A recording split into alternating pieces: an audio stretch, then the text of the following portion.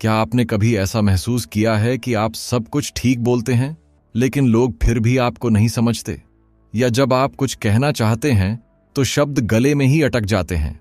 Imagine losing a job, a relationship और even a dream, सिर्फ इसलिए क्योंकि आपने खुद को सही से एक्सप्रेस नहीं किया। इस वीडियो में हम सीखेंगे कम्युनिकेशन की वो स्किल्स जो आपकी पर्सनल और प्रोफेशनल लाइफ दोनों को बदल देंगी।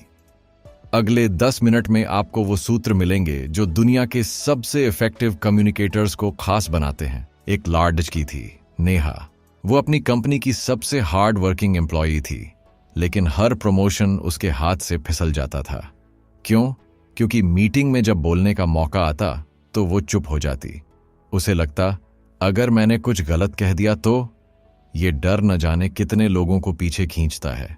लेकिन एक दिन नेहा ने एक किताब पढ़ी, कम्युनिकेशन स्किल्स, और उसके बाद उसकी जिंदगी बदल गई। आज हम उसी जर्नी पर चलेंगे। तो चलिए शुरू करते हैं पहला chapter, the art of listening. Communication का पहला नियम है सुनो। लेकिन क्या हम सच में सुनते हैं? नहीं, हम अक्सर जवाब सोचते रहते हैं, सुनते नहीं। एक एक्सपेरिमेंट हुआ जहां 2 लोगों को सिर्फ एक दूसरे को सुनना था।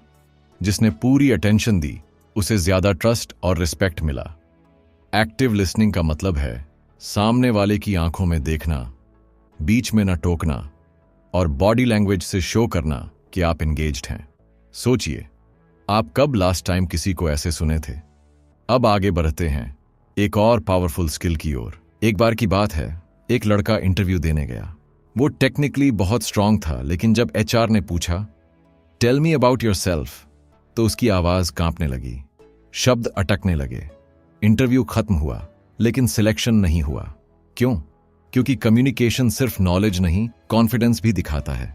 अब सोचिए, क्या आप भी कभी ऐसी सिचुएशन में फंसे हैं? क्या आपका डर आपके शब्दों को मार रहा है? तो चलिए सीखते हैं स्पीकिंग विद कॉन्फिडेंस का पहला राज। सेल्फ कॉन्फिडेंस की सबसे बड़ी कुंजी है प्रैक्टिस और प्रेजेंस।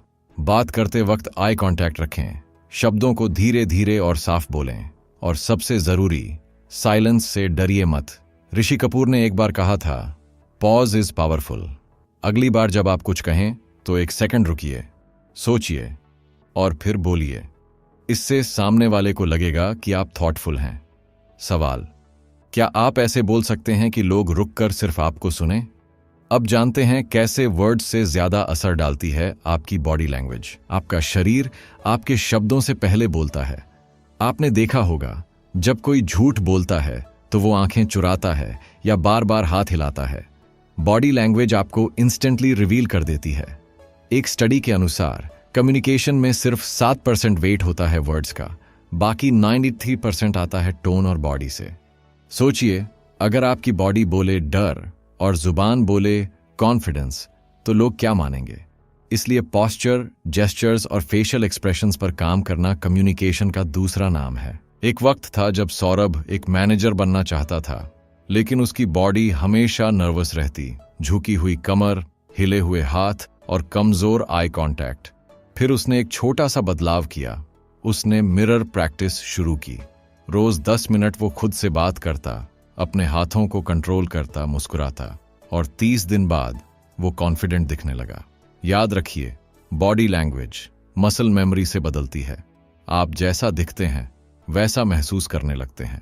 अब चलते हैं एक ऐसे टॉपिक की ओर जो हर इंसान को चाहिए, असर्टिवनेस। असर्टिवनेस का मतलब होता है बिना किसी को नीचा दिखाए अपने दिल की बात कहना। अक्सर लोग 2 एक्सट्रीम्स में फंस जाते हैं, या तो वो दब जाते हैं या अग्रेसिव हो जाते हैं। लेकिन असर्टिव होना मतलब होता है रिस्पेक्टफुली ना कहना आना। जैसे, I understand your point but I have a different view. सोचिए, कितनी बार आपने दिल पर बोझ रखकर हाँ कहा है और बाद में पछताया। अब वक्त है बाउंड्रीज सेट करने का, क्योंकि आप जो अलाउ करते हैं वही कंटिन्यू होता है। एक बार रजत ने अपनी बॉस से ओवरटाइम के लिए ना कह दिया, विनम्र लेकिन दृढ़ता से। बॉस पहले चौंकी, फिर कहा, आई अप्रिशिएट योर ऑनेस्टी। और यही है असर्टिवनेस की ताकत। वो आपको मजबूती देती है, सम्मान भी। अगली बार जब आपको लगे कि कुछ कहना है लेकिन डर है, उस डर को पहचानिए, डीप सांस लीजिए और काल्म होकर बोलिए, प्रैक्टिस ये मत कहता कि लड़ाई करो, बल्कि अपनी वैल्यू दिखाओ। अब हम आ रहे हैं उस चैलेंज पर जो हर रिलेशन में आता है, कॉन्फ्लिक्ट रेजोल्यूशन। कॉन्फ्लिक्ट यानी टकराव, चाहे ऑफिस में हो या घर में, अनअवॉइडेबल है। लेकिन ये आपकी कम्युनिकेशन स्किल ही होती है जो डिसाइड करती है कि वो कॉन्फ्लिक्ट बिगड़ेगा या सुधरेगा। एक छोटी सी कहानी, 2 कॉलीग्स का झगड़ा क्लाइंट के सामने हुआ। दोनों चिल्लाए, ब्लेम किया और क्लाइंट ने कॉन्ट्रैक्ट रद्द कर दिया।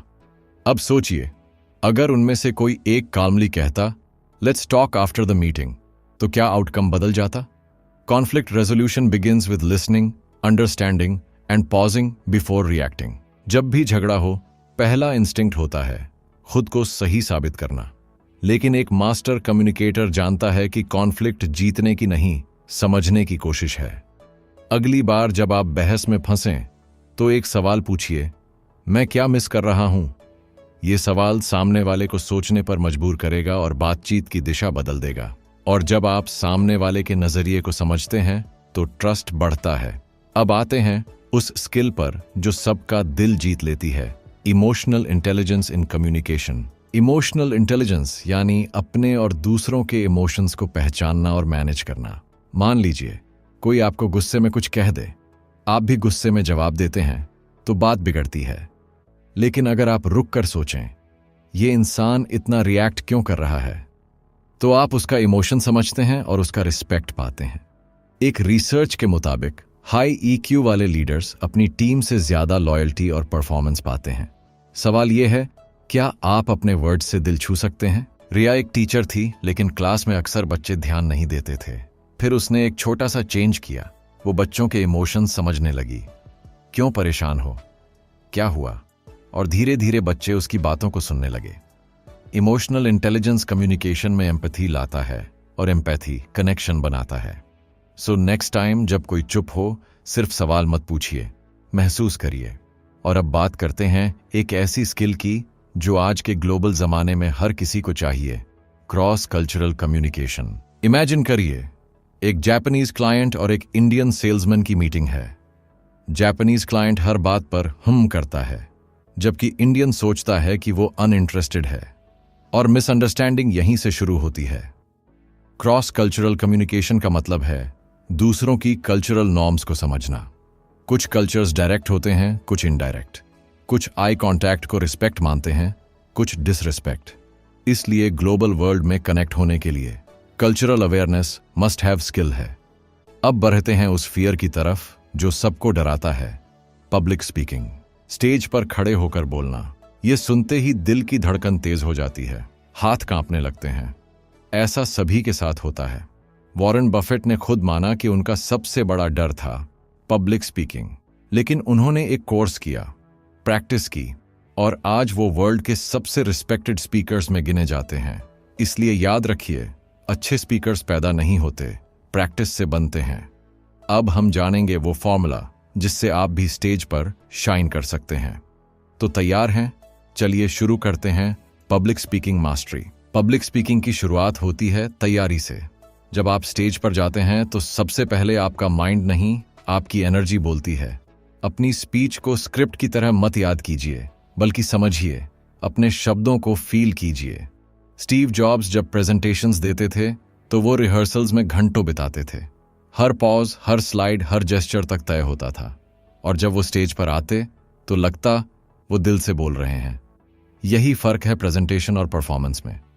अब जानते हैं ऑडियंस को कैसे एंगेज करें।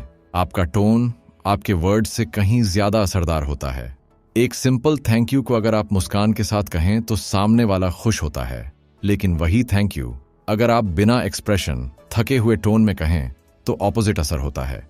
इसी तरह जेस्चर्स, हाथों का मूवमेंट, चेहरा, बॉडी पोस्चर सब मिलकर आपके मैसेज को ताकत देते हैं। कभी मिरर के सामने प्रैक्टिस कीजिए। एक ही सेंटेंस को अलग अलग टोन और जेस्चर्स के साथ बोलिए। You'll feel the difference. अब बढ़ते हैं रियल लाइफ अभ्यास की तरफ। ऑडियंस को एंगेज करने के लिए जरूरी है स्टोरी टेलिंग। प्लेन फैक्ट से लोग बोर हो जाते हैं, लेकिन एक अच्छी कहानी उन्हें जोड़े रखती है।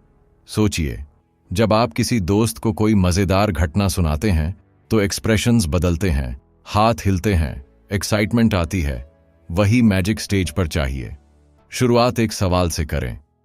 क्या आपके साथ कभी ऐसा हुआ है? सवाल क्यूरियोसिटी सोचने पर मजबूर कर देता है। यही है कम्युनिकेशन का powerful loop. Question, excitement, thinking. अब आते हैं जेस्चर्स और टोन की ताकत पर। कम्युनिकेशन थ्योरी जानने से नहीं, करने से आती है। इसीलिए आज से एक आसान प्रैक्टिस शुरू करें। हर दिन किसी एक नए इंसान से बात करें। दुकान वाले से, गार्ड से, कॉलीग से। शुरू में ऑकवर्ड लगेगा, लेकिन धीरे धीरे आपके वर्ड्स फ्लो में आने लगेंगे। दूसरा टास्क, एक टॉपिक चुनिए और उस पर 2 मिनट खुद से बोलिए, मिरर के सामने या फोन में रिकॉर्ड करके। Practice builds confidence and confidence builds charisma. अब बात करते हैं टेक्नोलॉजी के जमाने में कम्युनिकेशन कैसे बदला है। आज के समय में हम व्हाट्सएप, जूम और ईमेल से कम्युनिकेट करते हैं, लेकिन क्या ये इफेक्टिव है? टेक्स्ट में टोन नहीं दिखती, इमोजीज इमोशंस नहीं दिखाते। एक ओके का मतलब गुस्सा भी हो सकता है और सिंपल एक्सेप्टेंस भी। इसलिए डिजिटल कम्युनिकेशन में क्लैरिटी सबसे जरूरी है। Short sentences, clear tone and context देना सीखिए। और हाँ, कॉल करने से कभी मत डरिए। कई बार एक 30 सेकंड कॉल 10 मैसेजेस से ज्यादा इफेक्टिव होती है। सोचिए, आप किस तरह कम्युनिकेट करते हैं, टेक्स्ट से या दिल से? रावी एक बहुत ही स्किल्ड एम्प्लॉई था, लेकिन ऑफिस में उसे अंडर एस्टिमेट किया जाता था। रीजन? वो मीटिंग्स में चुप रहता था, अपने आइडियाज कॉन्फिडेंटली रख नहीं पाता था। एक दिन उसके दोस्त ने कहा, तू जीनियस है, लेकिन लोगों को कैसे पता चलेगा जब तू बोलेगा ही नहीं? तभी रावी ने एक फैसला लिया, हर हफ्ते एक बार मीटिंग में जरूर बोलेगा, चाहे एक लाइन ही क्यों ना हो।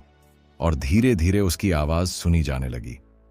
कम्युनिकेशन में साइलेंस भी एक लैंग्वेज है, लेकिन समय आने पर बोलना आना चाहिए। अब हम बात करते हैं लिसनिंग की एक और पावरफुल फॉर्म की, रिफ्लेक्टिव लिसनिंग। ये वो टेक्निक है जिसमें आप सिर्फ सुनते नहीं, बल्कि सामने वाले की बात को दोहराते हैं। जैसे कोई बोले, मुझे लगता है मेरा काम कोई समझता ही नहीं। आप कहें, तुम्हें लग रहा है कि लोग तुम्हारी मेहनत नहीं समझते। बस ये सुनते ही सामने वाला फील करता है कि वो समझा गया है। रिफ्लेक्टिव लिसनिंग टेंशन कम करती है और इमोशनल बॉन्ड बनाती है। So next time try this and watch the magic unfold. अब सवाल उठता है, क्या हर बार बोलना जरूरी है? जवाब है नहीं। ग्रेट कम्युनिकेटर्स जानते हैं कि कब बोलना है और कब रुकना है। साइलेंस कभी कभी सबसे पावरफुल मैसेज होता है। एग्जाम्पल, किसी टफ कॉन्वर्सेशन में अगर आप बस चुप रहें और सामने वाले को सुने, तो उन्हें लगेगा कि आप उन्हें समझ रहे हैं। इससे ट्रस्ट बढ़ता है।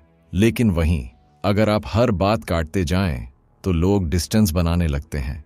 याद रखिए, बात उतनी ही करें जितनी जरूरी हो, और वो भी दिल से। इफेक्टिव कम्युनिकेशन सिर्फ बाहर की दुनिया के लिए नहीं है, बल्कि हमारे पर्सनल रिलेशनशिप्स के लिए भी सबसे बड़ा टूल है। एक बार अंजलि और उसके पिता के बीच दूरी आ गई थी, बस इसलिए क्योंकि दोनों एक दूसरे से खुलकर बात नहीं करते थे। अंजलि ने एक दिन करेज करके अपने पापा से कहा, मैं आपसे बात करना चाहती हूं। और उसी दिन उन्होंने 2 घंटे बात की, वो बातें जो सालों से अंदर थीं। कम्युनिकेशन रिश्तों को जोड़ता है, हीलिंग देता है। अगली बार किसी से दूर महसूस करें, बात कीजिए। अब सोचिए, आप अपने कम्युनिकेशन में सबसे ज्यादा स्ट्रगल कहां करते हैं? पब्लिक स्पीकिंग में, या अपने इमोशंस को वर्ड्स में बदलने में, या किसी बहस में काल्म रहने में? इस सोच से ही इंप्रूवमेंट की शुरुआत होती है। एक्सपर्ट्स कहते हैं, जो अपनी कम्युनिकेशन स्किल्स बेहतर करता है, वो अपनी जिंदगी बेहतर करता है। तो क्यों ना आज से एक कमिटमेंट लें, हर दिन कम्युनिकेशन में 1% बेटर बनने का। अगले चैप्टर्स में हम करेंगे डीप डाइव, प्रैक्टिकल टूल्स और रियल लाइफ एक्सरसाइजेस के साथ। क्या आप जानते हैं कि कम्युनिकेशन में सबसे बड़ी ताकत होती है क्लैरिटी?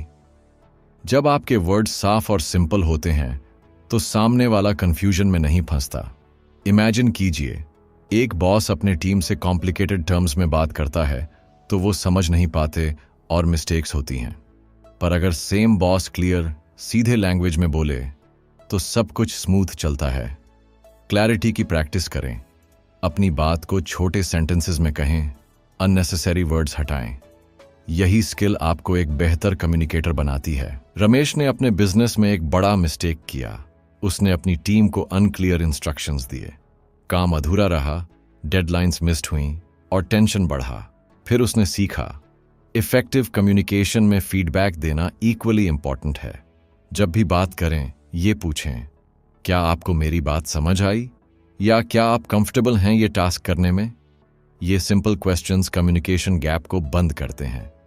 फीडबैक लूप बनाएं और देखिए टीम वर्क कैसे बेहतर होता है। क्या आप जानते हैं, कम्युनिकेशन में टोन सिर्फ फेस टू फेस ही नहीं, बल्कि ईमेल्स, मैसेजेस और कॉल्स में भी दिखती है।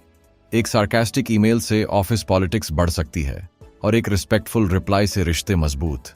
इसलिए डिजिटल कम्युनिकेशन में एक्स्ट्रा ध्यान दें। इमोजीज और पंक्चुएशन का सही इस्तेमाल करें ताकि आपके इमोशंस सही तरीके से समझे जाएं। टेक्नोलॉजी ने कम्युनिकेशन आसान किया है, लेकिन सेंसिटिविटी और रिस्पेक्ट देना भी जरूरी हो गया है। अब बात करते हैं नॉन वर्बल कम्युनिकेशन की। आपके वर्ड्स से ज्यादा असर डालते हैं आपके बॉडी लैंग्वेज, फेशियल एक्सप्रेशंस और आई कांटेक्ट। कभी सोचा है, जब कोई आपकी बात सुनते हुए आंखें नहीं मिलाता तो आप कैसा महसूस करते हैं? यही कारण है कि successful communicators eye contact maintain करते हैं, ओपन पोस्चर रखते हैं और पॉजिटिव एक्सप्रेशंस दिखाते हैं। अगली बार बातचीत में ये छोटी छोटी चीजें जरूर ध्यान रखें। ये आपके मैसेज को 10 गुना प्रभावशाली बना देंगी। एक रियल स्टोरी बताता हूं। समीर ने अपनी पहली प्रेजेंटेशन में इतना नर्वस था कि वह बार बार अपनी नोट्स देख रहा था, लेकिन एक मेंटोर ने उसे एडवाइस दिया, स्टेज पर आत्मविश्वास दिखाने के लिए अपनी बॉडी लैंग्वेज पर ध्यान दो, सीधे खड़े रहो, ऑडियंस को देखो और जेस्चर्स से अपनी बात को जोर दो। समीर ने प्रैक्टिस की और अगली प्रेजेंटेशन में उसकी कॉन्फिडेंस देख सभी इंप्रेस्ड हुए। यही है कम्युनिकेशन का सीक्रेट, प्रैक्टिस, अवेयरनेस और ऑथेंटिसिटी।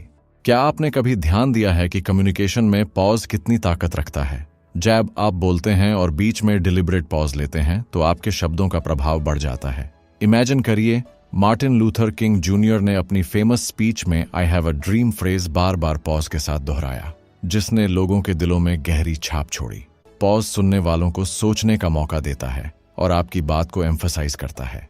अगली बार बोलते समय इंटेंशनल पॉज जरूर आजमाएं। असर्टिवनेस की सबसे बड़ी चैलेंज होती है सही बैलेंस बनाना। कभी कभी लोग डरते हैं कि अगर वे असर्टिव होंगे तो सामने वाले को नुकसान होगा या वो नाराज हो जाएंगे। लेकिन सही असर्टिवनेस से आप न केवल अपनी बात रखते हैं, बल्कि सामने वाले के फीलिंग्स का भी सम्मान करते हैं। सोचिए, अगर हर कॉन्वर्सेशन में आप खुद की वैल्यू बताएंगे और दूसरों की भी सुनेंगे तो कितनी पॉजिटिव रिलेशनशिप्स बनेंगी। इस बैलेंस को सीखना हर सफल कम्युनिकेटर की निशानी है। एक बार नेहा अपने बॉस से प्रमोशन मांगने गई, लेकिन नर्वसनेस के कारण उसकी बात अधूरी रह गई। मेंटर ने उसे बताया, असर्टिवनेस कम्युनिकेशन का वो पहलू है जिसमें आप अपने नीड्स और बाउंड्रीज को क्लियरली और रिस्पेक्टफुली व्यक्त करते हैं। असर्टिव कम्युनिकेशन पैसिव या एग्रेसिव नहीं होती, बल्कि कॉन्फिडेंट और एम्पैथेटिक होती है। नेहा ने सीख लिया कि ना कहना भी कम्युनिकेशन का हिस्सा है। क्या आप अपनी असर्टिवनेस को बढ़ाने के लिए तैयार हैं? कॉन्फ्लिक्ट रेजोल्यूशन में सबसे जरूरी होता है प्रॉब्लम को व्यक्ति से अलग करके देखना। बहुत बार हम अपने ईगो के कारण डिस्कशन को पर्सनल बना लेते हैं, जिससे बात और बिगड़ जाती है। इमेजिन करें, 2 दोस्त किसी मिसअंडरस्टैंडिंग की वजह से लड़ रहे हैं।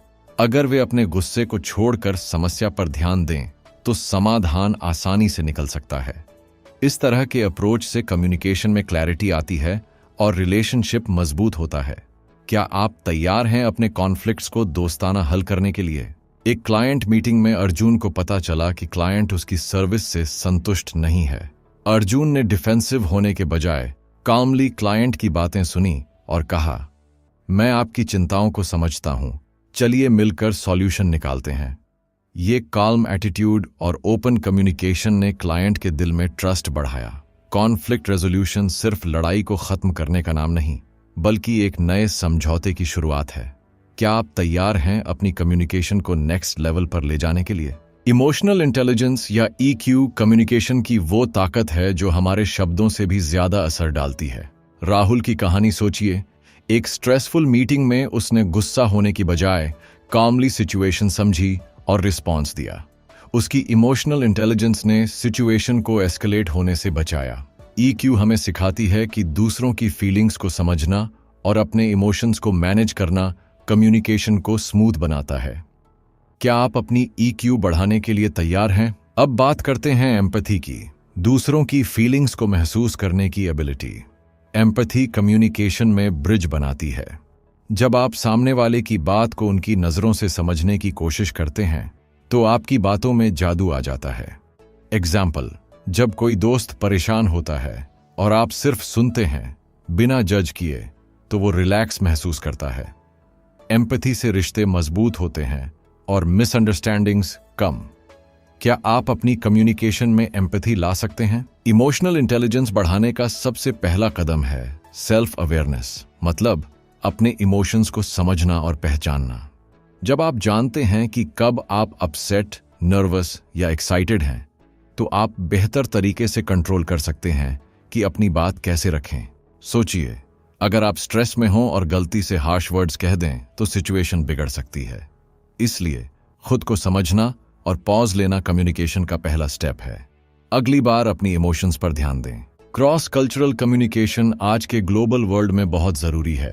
प्रिया की कहानी याद कीजिए, जो एक मल्टीनेशनल कंपनी में काम करती थी। डिफरेंट कल्चर्स से आने वाले कॉलीग्स के साथ बात करते समय उसे लैंग्वेज बैरियर्स, अलग कस्टम्स और एक्सप्रेशंस का सामना करना पड़ा। उसने सीखा कि ओपन माइंड और पेशेंस के साथ कम्युनिकेशन करना जरूरी है। कल्चरल डिफरेंसेस को समझना और रिस्पेक्ट करना इफेक्टिव कम्युनिकेशन का आधार है। आप कैसे क्रॉस कल्चरल बैरियर्स को तोड़ेंगे? पब्लिक स्पीकिंग में सबसे बड़ा डर होता है फियर ऑफ जजमेंट। लेकिन सच ये है कि ज्यादातर ऑडियंस आपकी गलती नहीं देखती, वे बस आपकी कहानी सुनना चाहते हैं। सोचिए, जब आप किसी फेमिलियर टॉपिक पर बात करते हैं तो कॉन्फिडेंस बढ़ जाता है। प्रिपरेशन, प्रैक्टिस और पॉजिटिव माइंडसेट से फियर खत्म हो सकता है। अगली बार जब आपको स्टेज पर जाना हो, सोचिए आप वहां ऑडियंस की मदद करने गए हैं, न कि सिर्फ बोलने। क्या आप अपने पब्लिक स्पीकिंग फियर्स को जीतने को तैयार हैं? पब्लिक स्पीकिंग में एक मैजिक ट्रिक होती है, स्टोरी टेलिंग। जब आप डेटा और फैक्ट्स की बजाय एक दिलचस्प कहानी सुनाते हैं तो ऑडियंस जुड़ जाती है। एक बार अंकित ने अपनी बिजनेस प्रेजेंटेशन बोरिंग नंबर से शुरू की, कोई ध्यान नहीं दे रहा था। फिर उसने एक रिलेटेबल कहानी सुनाई और सब लोग पूरी तरह एंगेज्ड हो गए। स्टोरी एक इमोशनल कनेक्शन बनाती है। अगली बार जब भी स्टेज पर जाएं, एक कहानी से शुरुआत करें। आप खुद फर्क महसूस करेंगे। क्या आपने सोचा है कि स्टेज पर जाने से पहले माइंड को कैसे प्रिपेयर किया जाए? वन सिंपल मेथड है विजुअलाइजेशन। इमेजिन करिए कि आप कॉन्फिडेंटली स्टेज पर खड़े हैं, ऑडियंस मुस्कुरा रही है और हर वर्ड इम्पैक्ट डाल रहा है। ये मेंटल रिहर्सल आपका नर्वसनेस कम करता है। सचिन तेंदुलकर भी अपनी बैटिंग से पहले शॉट्स विजुअलाइज करते थे। यही तरीका पब्लिक स्पीकिंग में भी काम करता है। आप भी आज से विजुअलाइजिंग प्रैक्टिस शुरू करें। प्रेजेंटेशन स्किल्स में एक सबसे अंडररेटेड टिप है स्ट्रक्चर। जब आपकी बातों का एक लॉजिकल फ्लो होता है, introduction, main content and conclusion, तो ऑडियंस आपकी बात बेहतर समझती है। एक स्पीकर ने बिना स्ट्रक्चर के बोलना शुरू किया और सब कंफ्यूज हो गए, लेकिन दूसरे ने पहले कहा, मैं आज 3 बातें शेयर करूंगा, और हर पॉइंट को क्लियरली समझाया।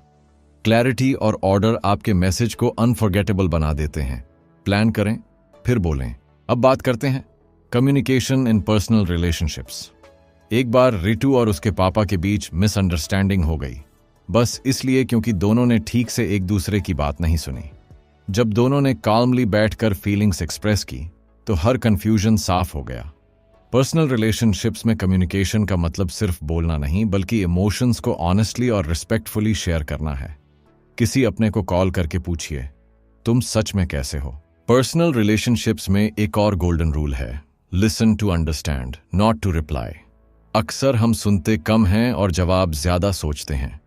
इससे कॉन्वर्सेशन का डेप्थ चला जाता है। एक बार प्रिया की दोस्त अपसेट थी और प्रिया बस सॉल्यूशंस दे रही थी, लेकिन दोस्त को बस चाहिए था कि कोई उसकी फीलिंग्स समझे। जब प्रिया ने सिर्फ चुप रहकर सुना, दोस्त का दिल हल्का हो गया। कभी कभी साइलेंस ही सबसे केयरिंग जवाब होता है। अब चलते हैं वर्कप्लेस कम्युनिकेशन की ओर। जब ऑफिस में कॉलीग्स क्लियरली कम्युनिकेट नहीं करते तो टास्क्स डिले होते हैं और फ्रस्ट्रेशन बढ़ती है। एक बार एक ईमेल में सिर्फ इतना लिखा था, इस टास्क को जल्दी पूरा करो। रिजल्ट, एम्प्लॉई कंफ्यूज था कि डेडलाइन क्या है, एक्सपेक्टेशंस क्या हैं। प्रोफेशनल सेटिंग में क्लैरिटी, टोन और कंप्लीटनेस बहुत जरूरी है। इफेक्टिव कम्युनिकेशन प्रोडक्टिविटी और रिलेशनशिप्स दोनों को ग्रो करता है। टेक्नोलॉजी ने कम्युनिकेशन को आसान किया है, लेकिन कॉम्प्लिकेटेड भी। व्हाट्सएप, जूम और ईमेल्स ने इंस्टेंट कॉन्टैक्ट तो दिया, लेकिन डिस्ट्रैक्शंस और मिसअंडरस्टैंडिंग्स भी बढ़ी। एक बार समीर ने एक मैसेज को गलत समझकर अपने दोस्त से झगड़ा कर लिया। Lesson: tone can't always be red in text, इसलिए कभी क्रिटिकल बात हो तो फोन कॉल या फेस टू फेस बात करें। सही मीडियम चुनना कम्युनिकेशन का बड़ा हिस्सा है। वर्कप्लेस में एक और जरूरी स्किल है ईमेल एटिकेट।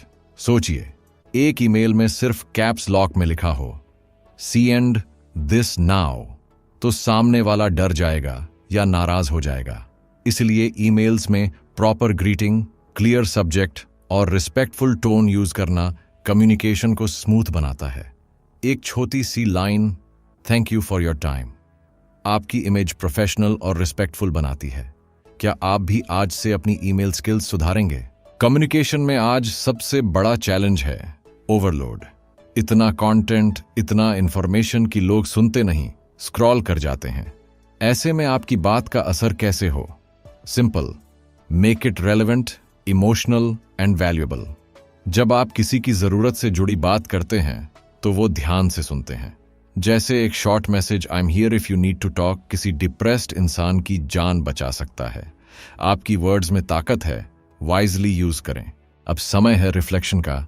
आपने अब तक कम्युनिकेशन की कई लेयर्स सीखी: listening, speaking, body language, emotional intelligence, conflict resolution और पब्लिक स्पीकिंग। पर सबसे जरूरी बात यह है प्रैक्टिस। कोई भी बॉर्न कम्युनिकेटर नहीं होता। यह स्किल बार बार कोशिश करने से बनती है।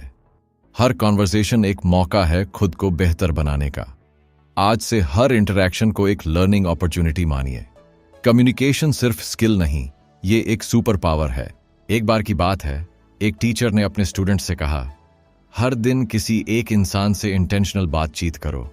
स्टूडेंट्स ने स्ट्रेंजर्स से स्मॉल टॉक शुरू की, फैमिली से ओपन कॉन्वर्सेशन की, और स्लोली उन्हें अपने अंदर बदलाव महसूस होने लगे।